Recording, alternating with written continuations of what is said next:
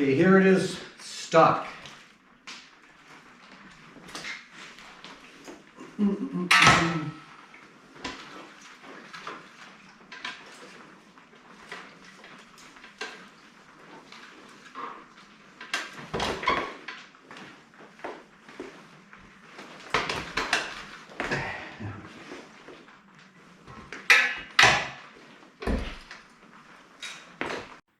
First, I put the bike up on the center stand with the back wheel off the ground a little bit.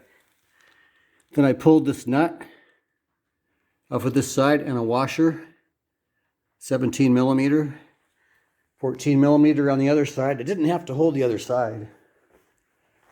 I pulled it out here on the bottom. I pulled this bolt and dropped the linkage down like that.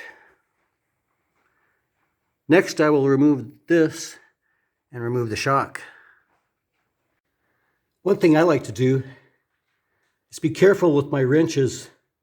Make it look like nobody ever worked on it before and not booger up all the bolt heads. And there it is. Pull it out of here. I'm going to set it up here. I'm going to set this bad boy up here and look at it. There's the stock shock.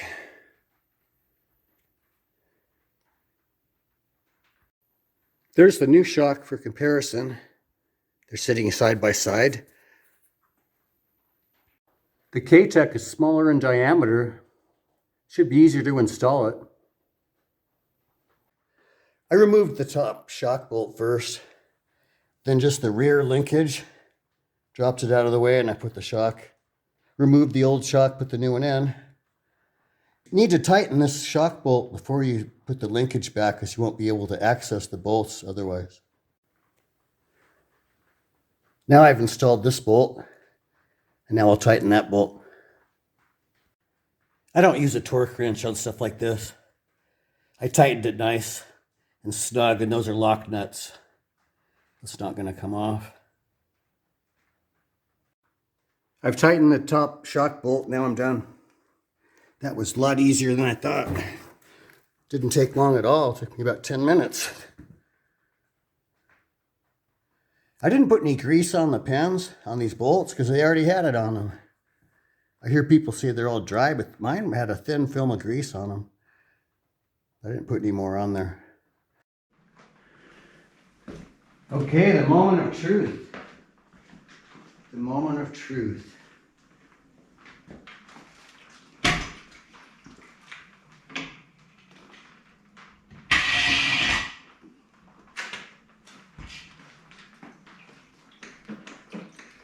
It moves. It springs. Oh yeah. It sits higher. I like that. It's more like a motocross bike, man. Now the front wheel's soft. By comparison.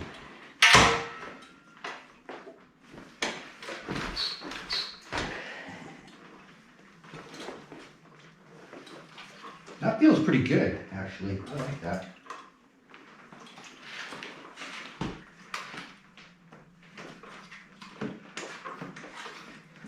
Yeah, baby.